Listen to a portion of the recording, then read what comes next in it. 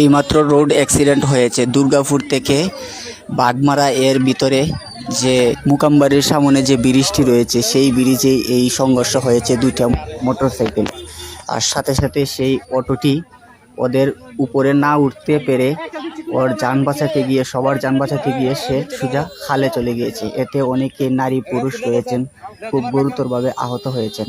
অনেকের ভিডিওটা করতে পারি নাই কারণ ওদেরকে উদ্ধার করার জন্য আমি ভিডিও বন্ধ করে দিয়েছি। রাস্তাঘাটে শুধু রক্ত আর রক্ত। তো দেখুন, আপনারা দেখানোর চেষ্টা করছি যে কি অবস্থায় ওদের কি হচ্ছে। তো চলে আসলাম ওদেরকে নিয়ে বিশম্বরপুর উপজেলা স্বাস্থ্য কমপ্লেক্সে হসপিটালে নিয়ে এসে ওদেরকে চিকিৎসাধীন রাখার ব্যবস্থা করতেছি। তো এরই মধ্যে দুইজনকে সুনামগঞ্জ সাথে সাথে পাঠানো হয়েছে, আর বাকি যারা আছে ওদেরকে ট্রিটমেন্ট করানো হচ্ছে।